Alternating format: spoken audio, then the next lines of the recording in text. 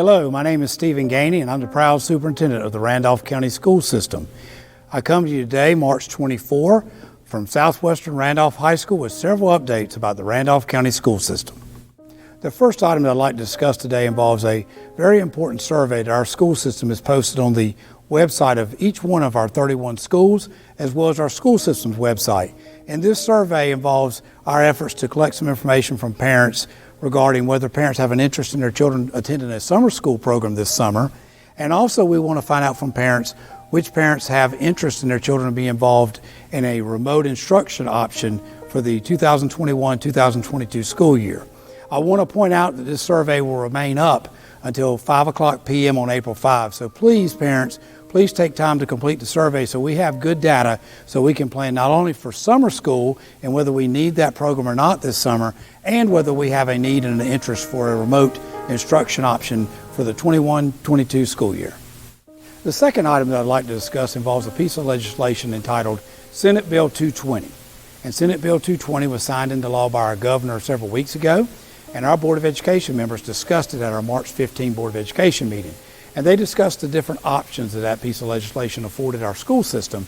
And throughout the meeting, after they looked at different options, the board came to the decision to change the schedule for students in grades 6 through 12 and bring them back. Instead of being on an A-Day, B-Day format, the Board of Education made the decision to bring students in grades 6 through 12 back Monday, Tuesday, and Thursday and Friday of each week for in-person instruction, starting on April the 6th.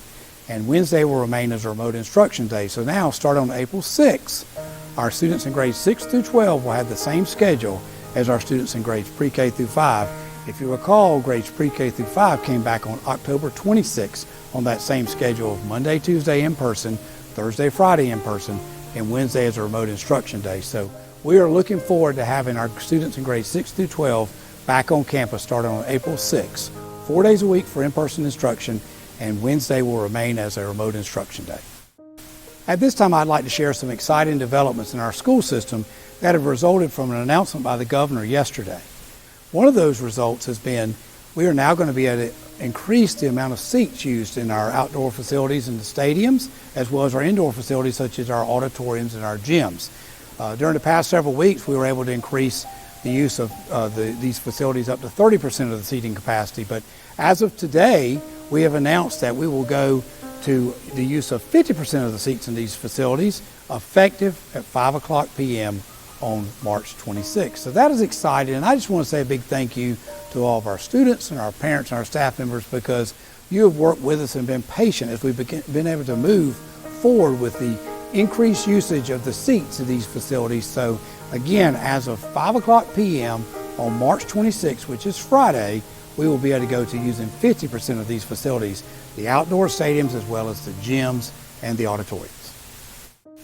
Another exciting development today involves the daily assessment check-ins that we have been conducting every day since August 17, which was the first day of the 2020-2021 school year.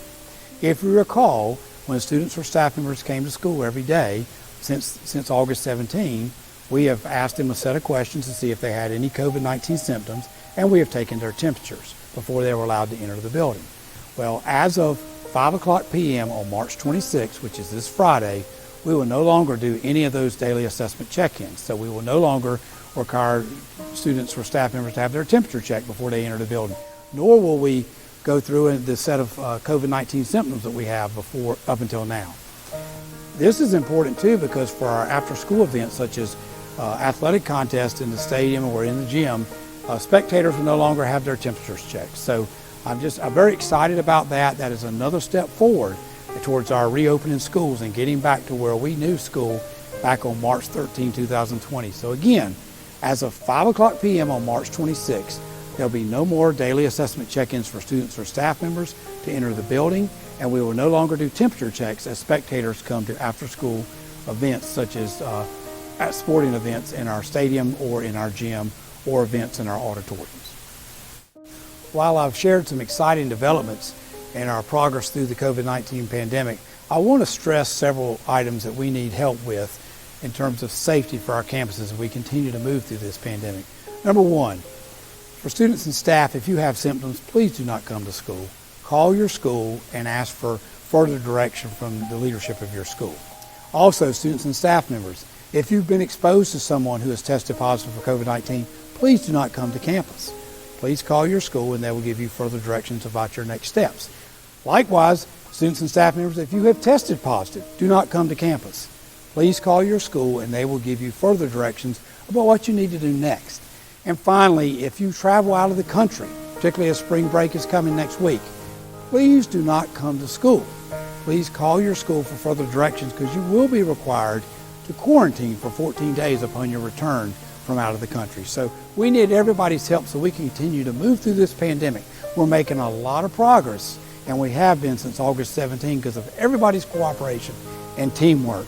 But we've got to stick together to go ahead and get past this pandemic once and for all and get schools back open like they were on March 13, 2020. In closing, I just want to say that I hope everyone has a great spring break. It is a well-deserved break. Students, you have been remarkable. I am so proud of you. You have hung in there with us. You know, we started on August 17 and we had an alternative schedule that none of us ever thought students would ever have to deal with from kindergarten to grade 12. But you've just been great at it. You've hung in there with us. You've worked with your teachers, and I'm so proud of you. And parents, I can't say thank you enough to you. We've had to do some things differently and much different than past years, and you've cooperated with us as you always do. You've supported us, and you've helped us drive forward through this pandemic. And finally, staff members, you have done the unbelievable. What you have done since August 17 and even prior to that as we closed out the 2019-2020 year on remote instruction, it has just been unbelievable. And I will forever remember this school year as one of the great ones in my career because what it showed me was the true greatness of teachers. What you have done, and I say teachers, but when I say teachers, I mean teachers, I mean principals, I mean assistant principals, support staff. Everybody's been involved, and it has been one great year. And it really has redefined and the character of this school system. And for that, I just say thank you for everything you've done because you've been nothing less than champions for kids. And this again will always be remembered as one of the most special school years in my career because of what I've seen you do for kids this entire way through this pandemic. So thank you. I hope everyone has a great night, and I hope everyone has a great spring break.